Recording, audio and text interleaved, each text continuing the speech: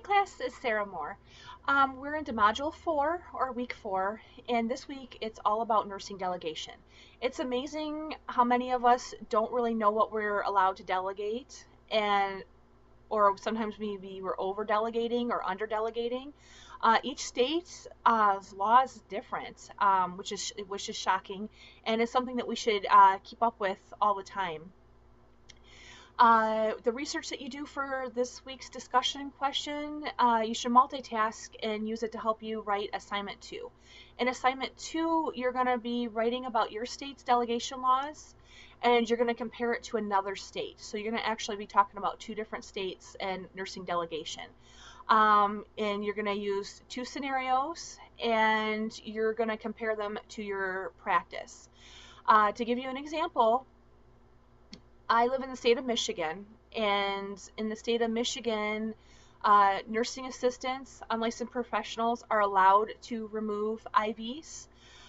It's okay for a registered nurse to delegate that to an unlicensed professional, provided that that unlicensed professional had proper training. And the registered nurse is responsible for assessing that area. Also, unlicensed professionals are allowed to start IVs in the state of Michigan, but again, they have to have training and the registered nurses to assess that. And the unlicensed professional is not to start fluids or any kind of medications, not allowed to hook up anything to that IV. And then I would look that up to another state, like maybe Ohio or another state, and I would see what Ohio allows in that circumstance, and I would compare them, and then I would compare them to my personal practice. So, as working as a registered nurse, I could allow a nursing assistant that had had proper training to start an IV for me, and then after they started the IV, I would go and assess the patency before I would start my IV fluids. One point in this rubric that messes up students, it says to have two references. Well, this is more than just having two references.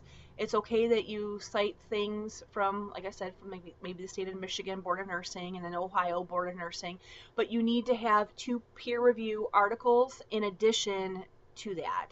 So you might find an article in a nursing journal that talks about delegation, so you would use that to support what it is that you're writing about. So again, it's more than just listing websites. You have to have two professional articles, journal articles, in addition to using the Board of Nursing. I hope this helps. Again, if you've got any questions or concerns, please reach out to your instructor.